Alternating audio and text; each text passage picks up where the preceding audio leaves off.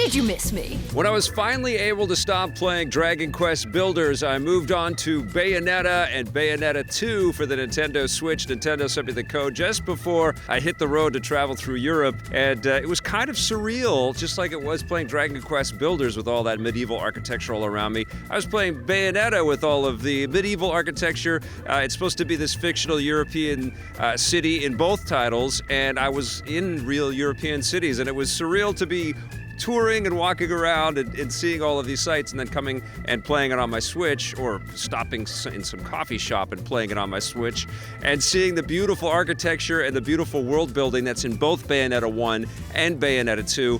Now, you know the deal with these games. Bayonetta is a kick-ass femme fatale. She is just an amazing character, an amazing creation from the incredibly talented people at Platinum Games. And I can remember there was an event, I think in 2007, that Sega had in San Francisco, and they brought the Platinum Games people over, these rock stars of video game development that had been at previous companies, and they had banded together to build a new way of creating independent games that were AAA and just ferociously cool. And Bayonetta was one of the first titles that they showed off, and it was just like, what the hell are we looking at? And Hideki Kamiya is the lead on Bayonetta and one of the inventors and creators of this character in this franchise. And of course, he'd come from his work on Devil May Cry. And so it was really cool to see, you know, what the sort of next steps were going to be for him, but also this, kind of great new step for Sega. I was excited about this company, but Bayonetta looked a little, peculiar, a little strange. We haven't seen kind of the librarian look, with this skin-tight hairsuit and, heels that are actually revolvers and guns that can blast away, and there's also all of this hand-to-hand combat and slicing and dicing type combat with huge, massive bosses and massive special effects, butterflies everywhere, rose petals everywhere. It was surreal. It was like watching a painting come to life. And it was an interesting tease. I didn't know what to expect. Of course, when the game came out, it was revolutionary, and it was a breath of fresh air. Still kind of convoluted in some of its storytelling, some nonsensical dialogue, interesting characters, some weird QuickTime events. But now, in retrospect, when you play it in 2018, you recognize that Bayonetta is one of the greatest creations that video games have ever given us. A really true to the medium creation, this work of art that has stood the test of time, and also now several different interpretations, or at least several different ports for various platforms over the years. And the Nintendo Switch, it feels surreal to be playing this game as you're, on a plane or a train or at a coffee shop on this little screen, but all of this detail is coming out at you. And yes, it does look a little dated. There's a little aliasing, and some of the character models look like they're from a different time.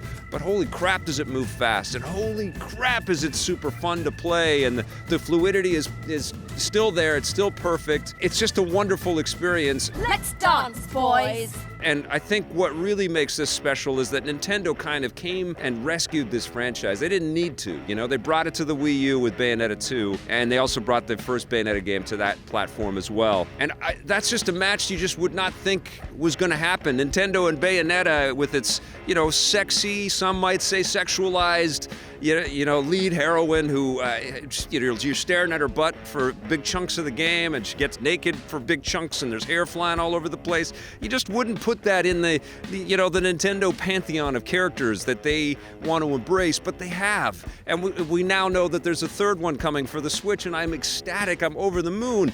Now, Bayonetta is sublime, and it's a fun, re-escape into a game that most of us that are watching this video pretty familiar with. And I would say that a big chunk of the people that are watching this review also checked out Bayonetta 2 for the Wii U, but the fact remains, Bayonetta 2 was on a platform that just didn't sell that much, so it didn't really have a hope in hell. But now, on the Switch, with this momentum that this platform has, it's sensational. Bayonetta 2 is sensational. I would argue it is the best looking game for the Nintendo Switch so far. It is outstandingly beautiful. And that's what blew me away about this game. It's outstanding on a big screen, and you should play Bayonetta 2 on a big screen. But when you play this thing on this massive game on this little screen, I kept looking around like, is anybody seeing this? Can anybody see what I'm seeing?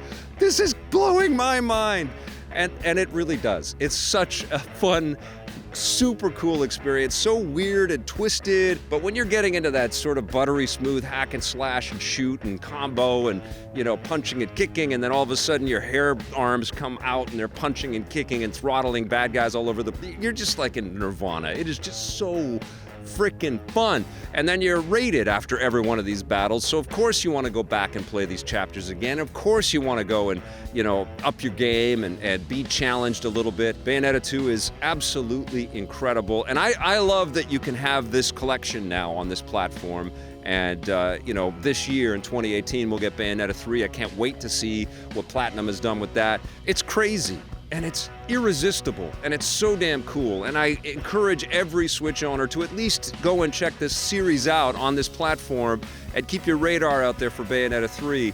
For me, this is just absolute candy. I couldn't get enough. I was gorging as I was traveling, and I will replay these games again and again and again, and I just love Platinum. And a big chunk of my love and my adoration for that development studio is right here with Bayonetta 1 and Bayonetta 2.